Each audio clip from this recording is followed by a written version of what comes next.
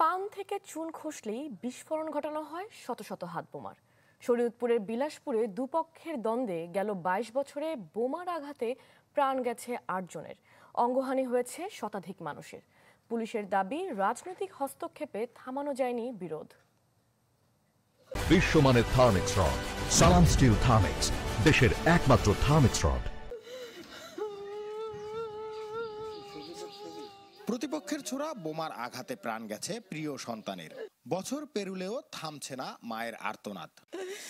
আমি তাই যন্ত্রণা বুকে লয়ে করতেছি। আমি চাই আমার ছেলেরা যারা এক করছে আমার ছেলেকে বিচার।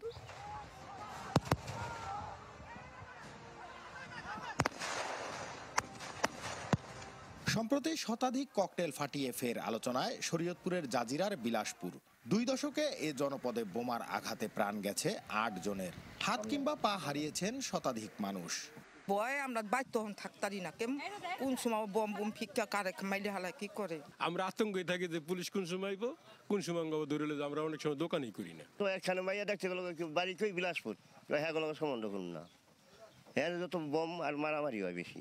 এই ইউনিয়ন পরিষদ নির্বাচন নিয়ে দুপক্ষের এই বিরোধের শুরুটা 1984 সালে। এখন এক পক্ষের নেতৃত্বে বিলাসপুর ইউপি চেয়ারম্যান ও আওয়ামী লীগ নেতা কুদ্দুস ব্যাপারী, অন্য পক্ষের নেতৃত্ব দিচ্ছেন স্বেচ্ছাসেবক লীগ নেতা জলিল মাতবর। গত 10 বছরে ছোট বড় শতাধিক সংঘর্ষে জড়িয়েছেন তাদের কর্মী সমর্থকরা। অভিযোগ আছে, ঢাকা থেকে চাঁদপুর হয়ে নৌপথে শরীয়তপুরে আসে সরঞ্জাম। এগুলো দিয়ে প্রতিপক্ষকে ঘায়েল করতে বোমা বানায় তরুণ ও যুবকরা। 100টি বোমার বিপরীতে পাওয়া যায় 40,000 টাকা। ওটা তো আপনার কাজ ভাঙ্গা আছে, পুট্টে আছে, পরে আপনার বাসপাতি চাউল আছে, আরো বিভিন্ন ধরনের সিসার আছে। নৌপথে ট্রলারে আনে, রাতের অন্ধকারে পুলিশ প্রশাসনের টাকা দিয়ে ম্যানেজ করে আনে। পুলিশের দাবি, রাজনৈতিক হস্তক্ষেপের কারণে থামানো যায়নি দীর্ঘ সময় ধরে চলে আসা বিবাদ। তো পলিটিক্যাল গভর্নমেন্টগুলো হয়তো সাপোর্ট করেছে, আমার মনে হয় এরকম হতে পারে। বর্তমানে আমরা যে কাজ করছি, নিরপেক্ষভাবে কাজ করছি, অপরাধী যারা তাদেরকে আমরা অতি শীঘ্রই আইনের আওতায় আনতে পারছি।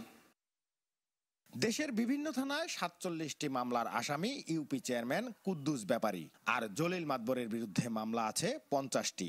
দুজনই আটক আছেন শরীয়তপুর কারাগারে। নুরুল আমিন রবিন, চ্যানেল 24, শরীয়তপুর।